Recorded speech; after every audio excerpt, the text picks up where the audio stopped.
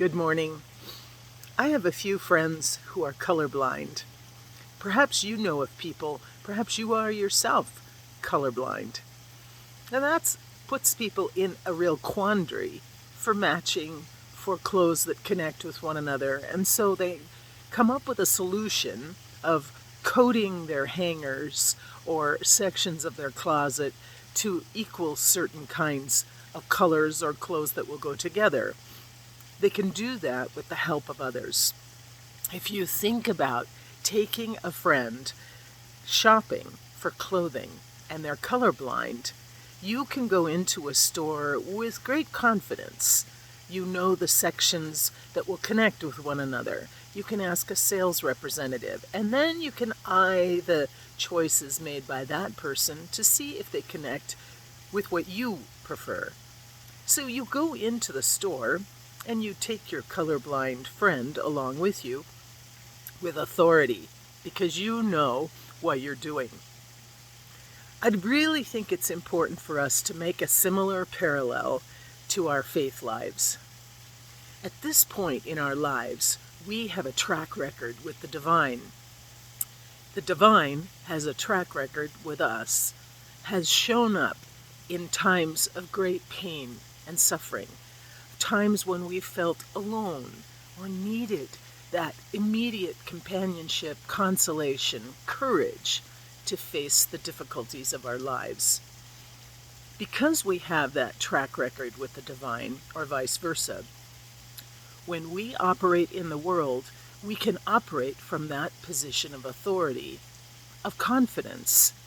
But many times people tell me, I'm just this simple so-and-so.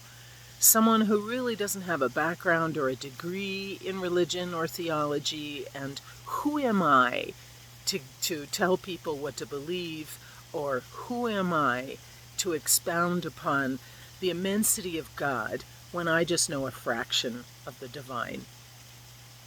And really, that's all we have, the fraction of the experience with the divine. And yet that fraction sings. That fraction cries from the mountaintops. That fraction has animated us and sustained us through our lives. And so from that tiny experience, that fraction of the divine that we know personally and that we know well, we can teach others. We can walk with others. We can console and comfort and direct others. If you know in Scripture, you remember that part where Jesus speaks in the temple, and he was rather new at doing that. So the community wasn't really like, who is this guy, right? We've got our favorite rabbi that we always hang out with, so here's a new voice. Who is this man?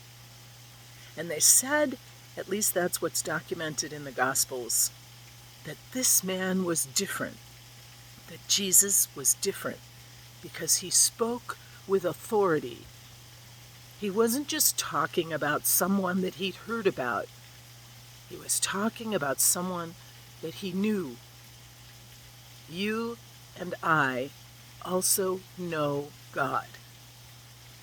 The divine has shared with us a deep love and a consistent support, a place of safety, a place of companionship where we know we can find more than this world offers. And it is from that interior place that we can share about the immense love of the divine with others.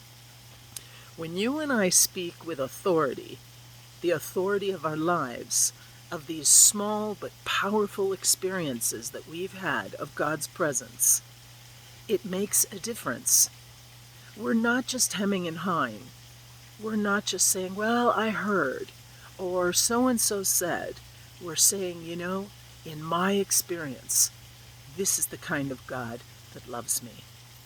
And likely this is the kind of God that loves you. So draw on that inner well, that depth of relationship that you have with God, and be a light in the world based on the authority you have of the divine operating in your life. You can do this. It makes a difference.